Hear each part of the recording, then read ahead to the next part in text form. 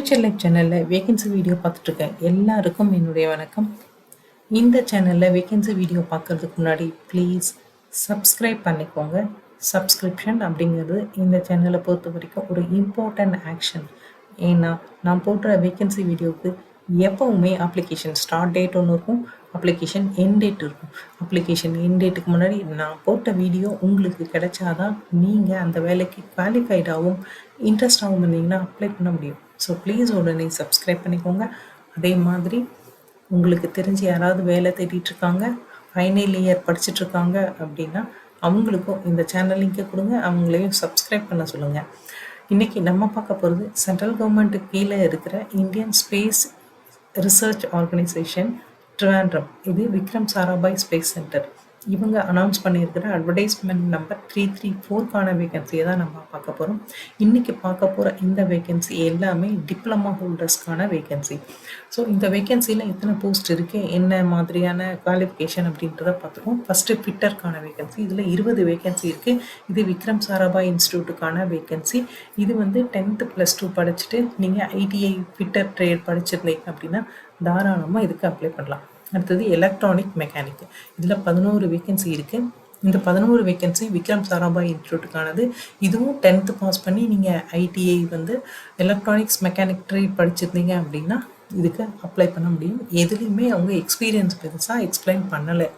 அடுத்து டர்னர் வந்து இதுவும் விக்ரம் சாராபாய் இன்ஸ்டியூட்டுக்கானது தான். எஸ்எல்சி முடிச்சுட்டு நீங்கள் டர்னர் ட்ரேட் வந்து சர்டிஃபிகேஷன் ஐடிஐ படிச்சிருக்கீங்க அப்படின்னா நீங்கள் தாராளமாக அப்ளை பண்ணலாம். இதில் 6 வேகன்சி இருக்குது. அடுத்தது மெக்கானிஸ்ட்டு, இதில் 5 வேகன்சி இருக்குது. இதுவும் விக்ரம் சாராபாய் இன்ஸ்டியூட்டுக்கானது. 10th முடிச்சுட்டு ஐடிஐயில் நீங்கள் மெக்கானிஸ்ட் ட்ரேட் படிச்சிருந்தீங்க அப்படின்னா இந்த வேகன்சிக்கு அப்ளை பண்ண முடியும். அடுத்தது எலக்ட்ரீஷியன், இதுலேயும் 5 வேகன்சி இருக்குது. இது வந்து விக்ரம் சாராபாய் இன்ஸ்டியூட்டுக்கானது. இதுலேயும் 10th முடிச்சுட்டு ஐடிஐ வந்து எலக்ட்ரீஷியன் ட்ரேட் படிச்சிருந்தீங்க அப்படின்னா இதுக்கு அப்ளை பண்ணுங்கள்.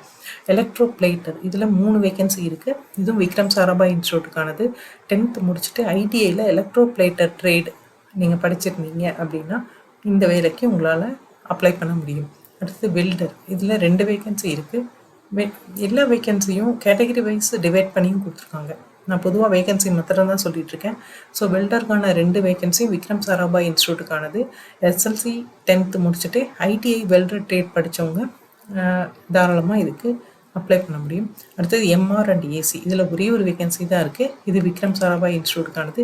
10th முடிச்சுட்டு ஐடிஐயில் mechanic refrigeration air conditioning trade படிச்சிருந்தா இந்த வேலைக்கு அப்ளை பண்ண முடியும். அடுத்தது mechanic motor vehicle, mechanic diesel, இந்த இதில் ஒரே ஒரு வேகன்சி தான் இருக்குது. இது விக்ரம் சாராபாய் இன்ஸ்டியூட்டுக்கான வேகன்சி.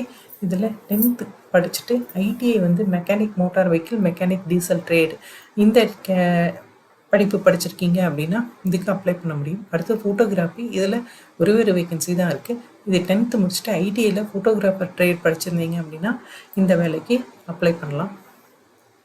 இது அடுத்தது கார்பெண்டர், இதில் ஒரே ஒரு வேகன்சி இருக்குது. இதுலேயும் 10th முடிச்சுட்டு ஐடிஐயில் கார்பெண்டர் ட்ரேட் படிச்சிருந்தீங்க அப்படின்னா தாராளமாக இதுக்கு அப்ளை பண்ண முடியும். அடுத்தது மெக்கானிக்கல், இதில் 7 வேகன்சி இருக்குது. 7 வேகன்சியில் எல்லாமே விக்ரம் சாராபாய் இன்ஸ்டியூட்டுக்கான வேகன்சி. இது 10th முடிச்சுட்டு ஐடிஐயில் டிராஃப்ட்ஸ்மேனு, மெக்கானிக்கல் ட்ரேடு இது படிச்சிருந்தீங்க அப்படின்னா இதுக்கு அப்ளை பண்ண முடியும். அடுத்தது ஃபார்மசிஸ்ட் ஏல ஒரே ஒரு வேகன்சி இருக்குது. இதுவும் விக்ரம் சாராபாய் இன்ஸ்டியூட்டுக்கானது. எஸ்எல்சி 10th படிச்சுட்டு first class diploma in pharmacy படிச்சிருந்தா போதும். இது வந்து இந்த வேகன்சிக்கு நீங்கள் அப்ளை பண்ண முடியும். ஸோ இது வரைக்கும் அவங்க சொல்லியிருக்க எந்த வேகன்சிக்கும் எக்ஸ்பீரியன்ஸ் அப்படின்றத தனியாக எதுவுமே நோட் பண்ணல. ஸோ படிச்சிருந்தா போதும் அப்படின்ற மாதிரி தான் நோட் பண்ணி கொடுத்துருக்காங்க. ஸோ சேலரியை பொறுத்த வரைக்கும் ஃபார்மசிஸ்ட் அப்படின்னும் போது 29,200லேருந்து 92,300 வரைக்கும் சேலரி இருக்குன்னு சொல்லியிருக்காங்க. அதே மாதிரி டிராஃப்ட்ஸ்மேன் பி, இதுக்கு வந்து 21,700லேருந்து 69,100 வரைக்கும் சேலரி இருக்குன்றது அவங்க சொல்லியிருக்காங்க. அடுத்தது டெக்னீஷியன் கிரேடுக்கு 21,700லேருந்து 69,100 வரைக்கும் சேலரி இருக்குன்னு சொல்லியிருக்காங்க. இந்த போஸ்ட் எல்லாமே டெம்பரவரி தான். இது லைக்லி டு பி கண்டினியூ அப்படின்ற மாதிரி சொல்லியிருக்காங்க. ஸோ தாராளமாக இதுக்கு அப்ளை பண்ணுங்கள். ஏன்னா சென்ட்ரல் கவர்மெண்ட் வேகன்சி எல்லாமே இந்த மாதிரி டிப்ளமோ டிகிரி எடுக்கும்போது ஃபஸ்ட்டு உங்களுக்கு வந்து டெம்பரவரியாக தான் எடுப்பாங்க.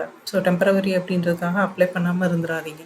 அடுத்தது இந்த குவாலிஃபிகேஷன் எல்லாமே என்ன குவாலிஃபிகேஷன் சொல்லியிருக்காங்களோ அதோட கட் ஆஃப் டேட் 18/6, அதாவது 18th June 2025க்குள்ளே நீங்கள் இந்த படிப்பை முடிச்சிருக்கணும். அவங்க தான் அப்ளை பண்ண முடியும்.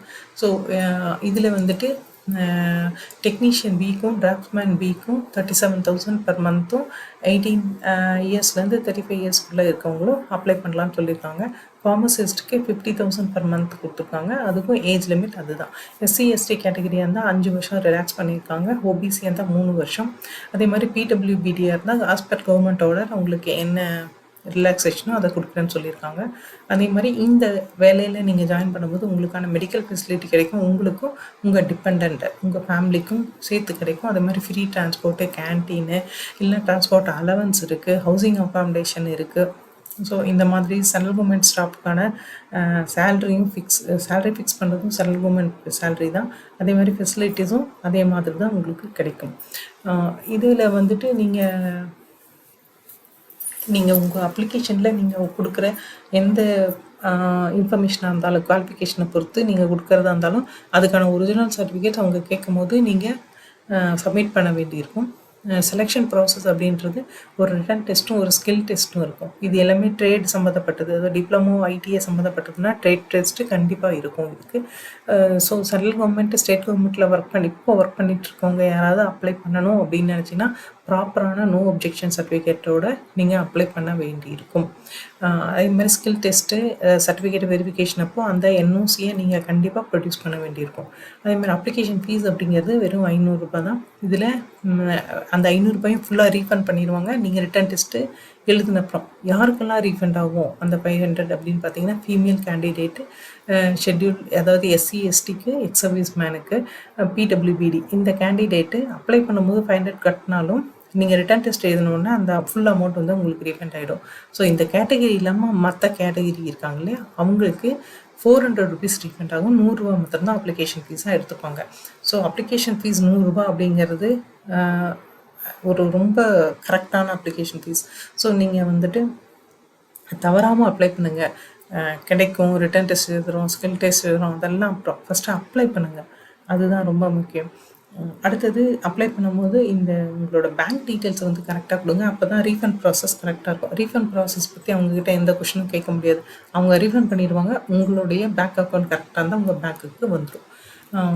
அதே மாதிரி நீங்கள் ஒரு வேளை கன்செஷன் வந்து கேட்குறீங்க, அதாவது அந்த ஃபீஸ் கன்செஷன் வந்து உங்களுக்கு வேணும், நீங்கள் எஸ்சி எஸ்டி கேண்டிடேட்டு, பிடபிள்யூபிடி இல்லைன்னா எக்ஸ் சர்வீஸ் மேன் அப்படின்னா அதுக்கான கரெக்டான சர்டிஃபிகேட்டை வந்து அப்ளிகேஷன்லேயே கொடுத்துருங்க. அப்போ தான் சர்டிஃபிகேட் பார்த்து தான் உங்களுக்கு அது கரெக்டான எக்ஸம்ஷன் வந்து கரெக்டு அப்படின்னு சொல்லிட்டு அந்த ஃபுல் அமௌண்ட் வந்து ரீஃபண்ட் பண்ணுவாங்க. அப்ளிகேஷன் எல்லாமே ஆன்லைன் மோடு தான். உங்களுக்கு ஒரு ரெஜிஸ்டர்டு வேலிட் இமெயில் ஐடியும் ஃபோன் நம்பரும் வேணும். அதை வச்சு மட்டும்தான் உங்களால் ரெஜிஸ்டர் பண்ணி அப்ளை பண்ண முடியும். ஸோ இந்த அப்ளிகேஷன் முடிஞ்ச உடனே நீங்கள் அப்ளிகேஷன் பிரிண்ட் அவுட் வச்சுக்கோங்க. அது உங்களோட ஃபியூச்சர் ரெஃபரன்ஸ்க்கு. அவங்க கேட்கும் போது இந்த பிரிண்ட் அவுட்டு அதே மாதிரி சர்டிஃபிகேட் காப்பீஸ் எல்லாமே நீங்கள் காமிக்க வேண்டியிருக்கும். ஆனால் எந்த விதத்துலேயும் அவங்க அட்ரஸ்க்கு நீங்கள் எந்த ஹார்ட் காப்பியும் அனுப்ப வேண்டியது இல்லை. உங்களுடைய ரிட்டன் டெஸ்ட்டுக்கான இன்ஃபர்மேஷன் அதே மாதிரி மற்ற இந்த எம்ப்ளாய்மெண்ட்டுக்கு ரிலேட்டட் எந்த விஷயமா இருந்தாலும் அவங்களோட வெப்சைட்லேயும் உங்கள் இமெயில் ஐடிலையும் தான் கண்டிப்பாக அனுப்புவாங்க. ஹார்ட் காப்பி எப்போயுமே அனுப்ப மாட்டாங்க. நான் இங்கே கொடுத்துருக்குற வெப்சைட்டு www.vssc.gov.in அப்படிங்கிறது இது வந்து அஃபிஷியல் வெப்சைட். இந்த வெப்சைட்டுக்குள்ளே போனீங்கன்னா கெரியர்ன்ற ஒரு ஆப்ஷன் இருக்கும். அதை கிளிக் பண்ணிங்கன்னா அதில் வர first box notification, second box apply ஹியர்னு இருக்கும். அந்த லிங்க்கில் மட்டும்தான் அப்ளை பண்ணணும். நோட்டிஃபிகேஷனை ஃபஸ்ட்டு போய் படித்து பார்த்து அண்டர்ஸ்டாண்ட் பண்ணிக்கிட்டு அதுக்கப்புறமா நீங்கள் அப்ளை பண்ண ஸ்டார்ட் பண்ணுங்கள். உங்களோட அப்ளிகேஷன் ஆன்லைன் அப்ளிகேஷன் ஸ்டார்ட் ஆனது 2 ஜூன் 2025. அப்ளிகேஷன் க்ளோஸ் ஆக போகிறது 16 ஜூன் 2025. ஸோ 16க்கு முன்னாடி அப்ளை பண்ணிவிடுங்க, மிஸ் பண்ணாதீங்க. அப்ளை பண்ண போகிற எல்லாருக்கும் பெஸ்ட் ஆஃப் லக். அதே மாதிரி இந்த வீடியோ பார்த்த எல்லாருக்கும் ரொம்ப தேங்க்ஸ். நெக்ஸ்ட் வேகன்சி வீடியோவில் பார்ப்போம். தேங்க்யூ.